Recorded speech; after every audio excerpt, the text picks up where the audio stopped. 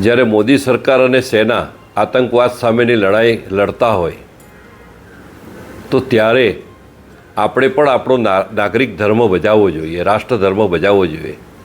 અને એ કારણસર મોદી સરકાર અને સેના એને સમર્થન આપવા માટે, સહયોગ આપવા માટે, સહકાર આપવા માટે અને સમર્પણના ભાવથી જનતાએ આગળ આવવું જોઈએ એવા ભાવ સાથે 10મી મેના રોજ સિંધી સમાજના આગેવાનો સાથે રામનગર મુકામે એક આપણે હાકલ કરી હતી. એના ભાગરૂપે આર્થિક સહયોગ સમર્પણના ભાવથી મોદી સરકાર અને સેના માટે કર્યો છે.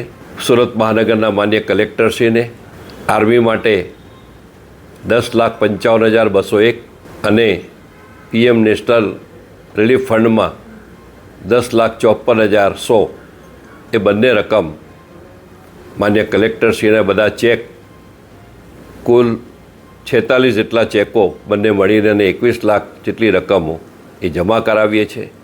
આ એક માત્ર નાનકડો પ્રયાસ છે.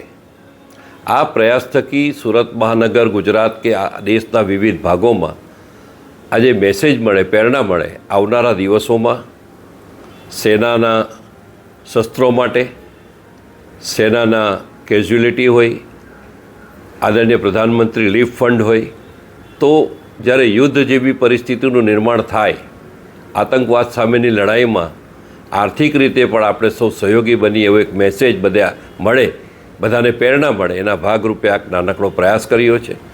અને આપ સૌને પણ અપીલ છે કે આપ સૌ પોતાનો દેશભક્તિનો પરિચય આપીને આપણું રાષ્ટ્ર મજબૂત કરીએ. અને એક આપણી કહેવત છે, દેશ દેતા હૈ હમે સબ કુછ, હમ ભી તો કુછ દેના સીખે.